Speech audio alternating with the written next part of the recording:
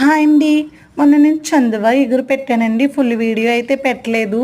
అప్పుడు అందరూ కామెంట్ చేస్తున్నారండి కింద, చందువా కూర పెట్టండి ఫుల్ వీడియో అని అంటాను అనుకున్నారా? ఎవరు కామెంట్ చేయలేదండి. నేనే సరేలే ఈరోజు మన ఫాలోవర్స్కి చందువా ఎగురు ఎలా వండుకోవాలో చూపిద్దామని పెట్టానండి. ముందైతే మిక్సీలో చూసారు కదా మసాలా, ధనియాలు, జీలకర్ర, గసగసాలు, వెల్లుల్లి, అల్లం వేసుకుని మిక్సీ చేసేసుకుని ఒక ఉల్లిపాయ తీసుకుని అది కూడా అందులో వేసుకుని మిక్స్ చేసేసుకుని ఆయిల్ పోసి ఆయిల్లో మొత్తం ఆ గుజ్జంతా వేసి బాగా వేగనివ్వాలండి. ఎంత వేగనివ్వాలంటే వీడియోలో చూస్తున్నారు కదా, ఎర్రగా వచ్చే వరకు వేగనివ్వాలి. ఇలాగ ఫిష్ ఎన్నో లేవులండి, మన కొన్ని ముక్కలు వండేసి ఇంకొన్ని ఉన్నాయి. అది ఏగేటప్పుడు ఆ కారం వేసి దాన్ని కూడా వేయించామనుకో చాలా చాలా బాగుంటుందండి. అది కారం ఆ గుజ్జులో వేగితేనే దాని టేస్ట్ వచ్చిద్దండి, లేకపోతే రాదు. చేపల ఎగురు బాగోదు. తర్వాత ఆ ముక్కల్ని అందులో వేసి నీట్గా మొత్తం శుభ్రంగా ముక్కకు పట్టేటట్టు గట్టించుకుని తిప్పాలండి. పచ్చి ముక్క మీద తిప్పితే ముక్క ఏం అవ్వదండి, తిప్పుకోవచ్చు. కొంచెం ఉడికిన తర్వాత తిప్పితే ముక్క అంతా పొడిమైపోద్ది. అందుకని ఇప్పుడే తిప్పేస్తున్నాను నేను, బాగా మసాలా పట్టిద్దని.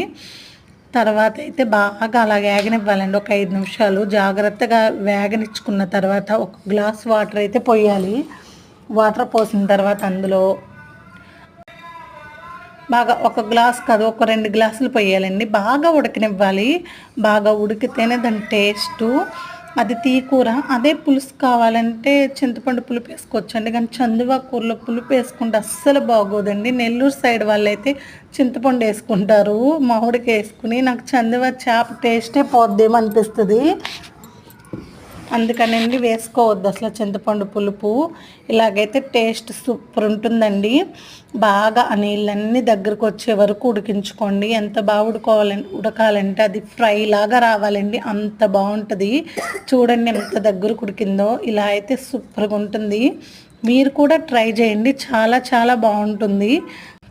ఒక్కసారి కానీ తిన్నారనుకో అసలు వదిలిపెట్టరండి. చందువా కూర, చందువా ఎగురు అంటారు దీన్ని.